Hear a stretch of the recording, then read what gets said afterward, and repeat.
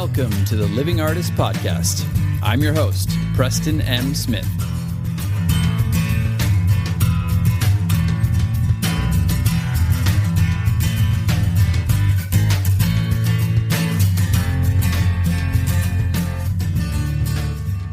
Hey, everybody. Welcome to the Living Artist Podcast. I'm Preston M. Smith, at PMS Artwork everywhere on internet land and socials. I want to thank you for landing on this podcast. Whether you're a professional artist, just getting started in the art world, a collector of art, or just consider yourself a creative person, this podcast has something for you. I like to think of it as a fun way to rant and talk to other creative people about living the life of an artist, surviving and getting ahead in the art world, and enjoying your life. But most importantly, not waiting until you're dead to make it happen. All right, let's get started.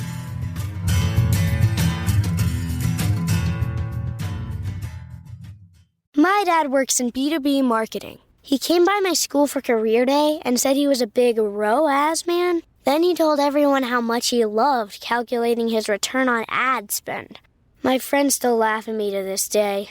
Not everyone gets B2B, but with LinkedIn, you'll be able to reach people who do. Get a $100 credit on your next ad campaign. Go to linkedin.com/results to claim your credit. That's linkedin.com/results. Terms and conditions apply. LinkedIn, the place to be, to be. Oh, wow. I don't know about you all, but I couldn't believe last week's episode. It was wild. I was like, what's going on here? Mumford's taking over the whole thing? Well, okay, I can get along with that. That's right, everybody. And this week, it's me, Nick Cage, taking over. Oh, Nelly. Come on now. Get on board, everybody. Hey, wait a minute. What now? I don't think so, everybody. It's a whole year takeover. Happy New Year, suckers. All right. No.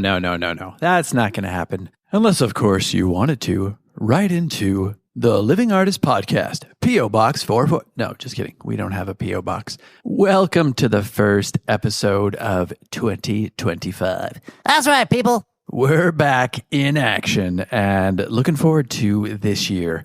Just taking a little bit of a break last week. Or was I taking a break? Or was I letting my alter ego take over? I guess we'll never know.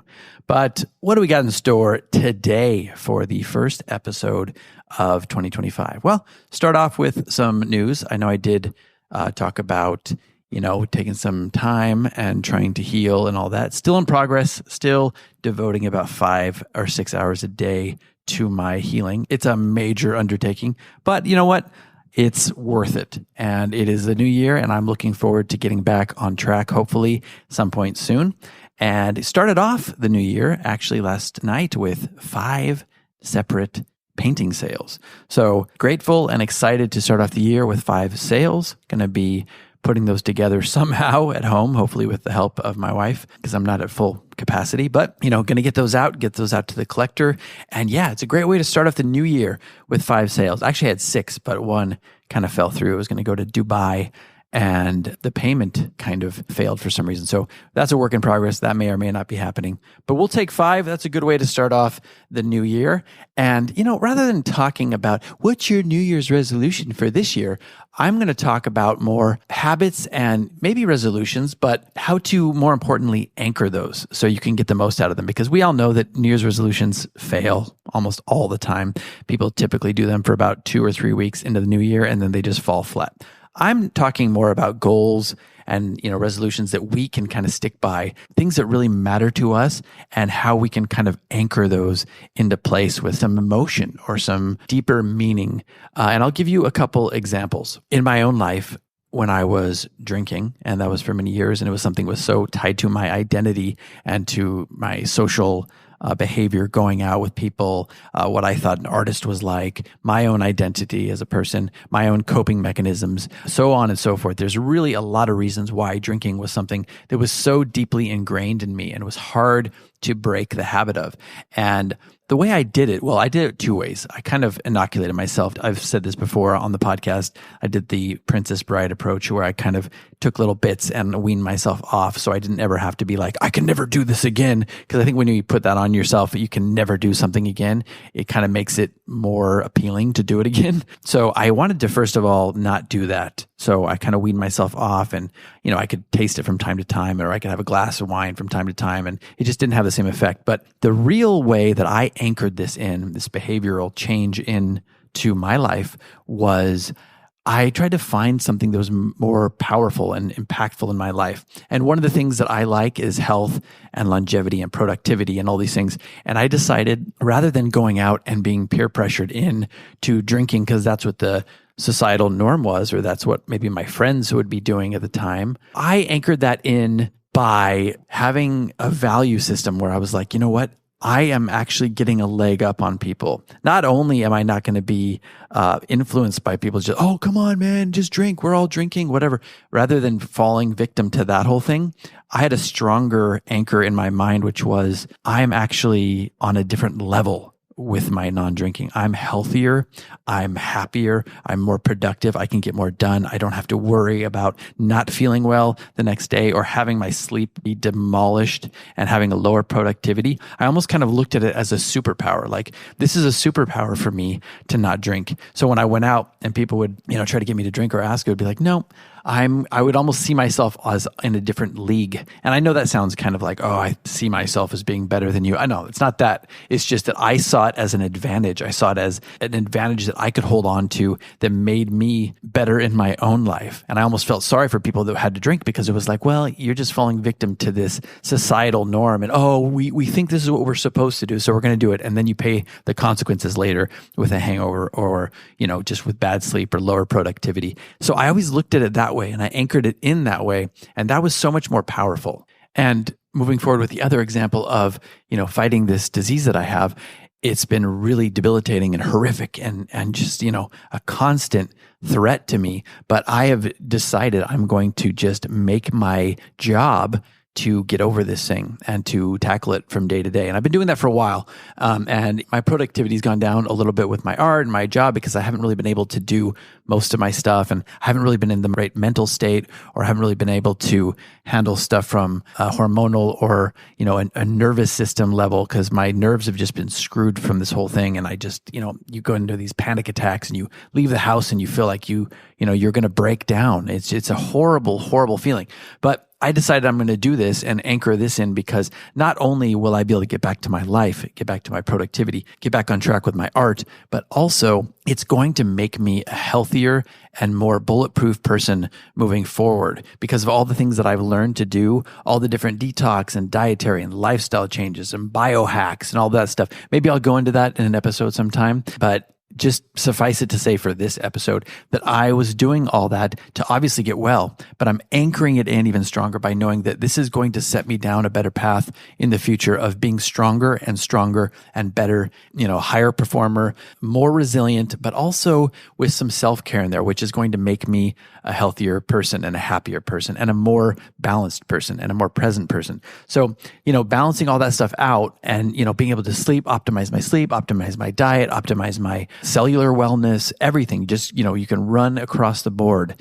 And not only will I come back and be able to do the things that I used to do, but now maybe I'm going to be a healthier person who lives longer and who has a better outlook and better overall health and longevity plan moving forward. So those are some strong anchors for me, which is a couple behavioral changes, and some major behavioral changes. Those are huge things in my life. Arguably, the second one's even harder than the first one, if you can believe. Still work in progress, but I wanted to start off the year by talking about some of my own things and be honest and vulnerable with some of that stuff for you all, because, what have you got going on in your life that you want to change this year that can make your art better, that can make your career better, that can make your life better? And how can we anchor those in so that you are able to do them and so they stick? And so it really resonates with you, and it's better than just like, you know what, I'm going to stop drinking this year. Or I'm going to cut down on coffee because, I just don't like the way it makes me feel, or I don't like feeling jittery. I mean, that's fine. Not wanting to feel pain is a very strong driving factor, but how do you anchor that in even stronger? Maybe you don't want to have coffee because, again, it screws up your sleep, because you have panic attacks or you have just even jittery behavior that affects your ability to be a better artist or be a better person or be a better husband, wife, whatever. Maybe it's something like that you can anchor in, that you're just going to be a calmer, more present person who can focus in on your work without having the jitters. Maybe it even affects the way that you paint, the calmness of your hand, the straightness of the line that you make on the canvas or with the pencil, the charcoal, or, the paintbrush or whatever you're doing. Maybe it's for sculpting. Maybe it just makes you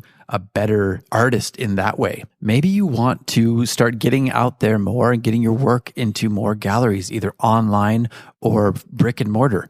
And maybe you've just been afraid to do that, but maybe you can anchor it in by not only, I'm going to get my art into more galleries so people can see more of my work. Maybe you can anchor it even stronger and say, without getting into these galleries, without getting into these online art marketplaces, I don't get seen, and therefore my art doesn't sell. If my art sells, if I meet new people and meet new collectors and get my art out there, I can afford a better life for my family, for my girlfriend, for my boyfriend, for myself. I can move out of this apartment. I can maybe afford to get a bigger studio or a studio. Maybe you're working in the corner of your room, and maybe that's a strong anchor for you to push yourself out of your comfort zone to getting into more galleries and to getting into more online art marketplaces, or maybe even just being more consistent with those that you're in. So find little ways like this to anchor in certain behavioral changes. What do you got going for 2025? What are your goals? What are your resolutions?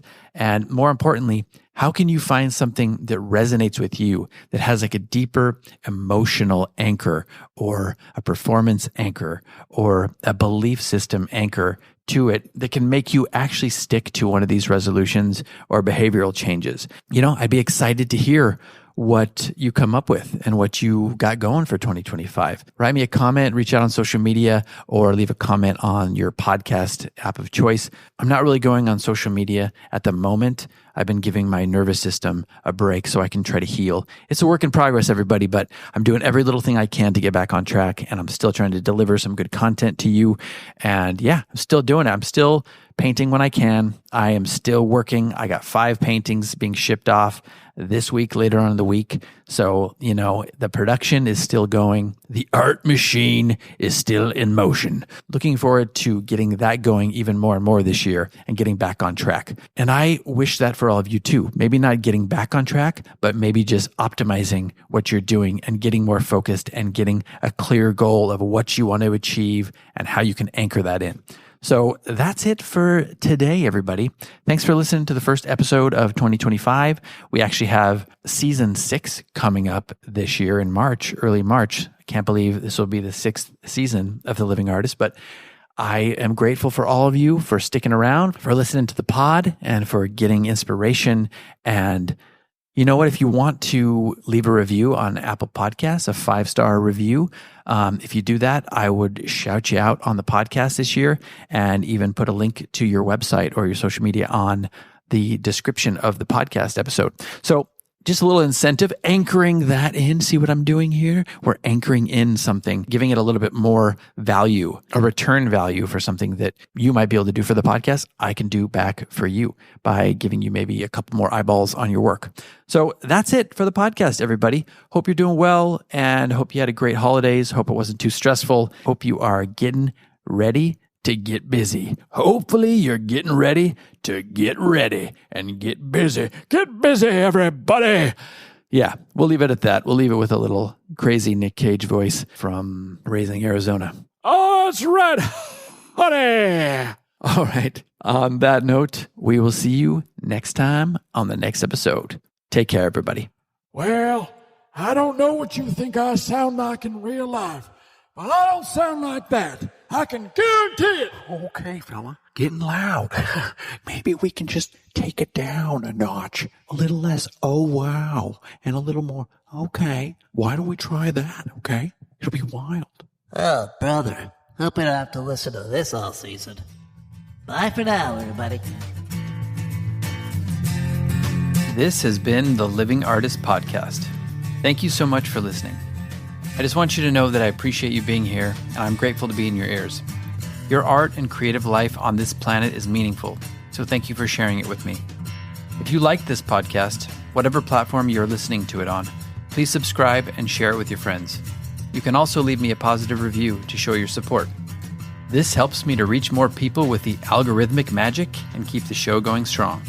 If you want to see more of what I do and check out the art that I create, you can visit my website at www.pmsartwork.com or follow me on social media everywhere at PMS Artwork. That's it for now. See you back here next time.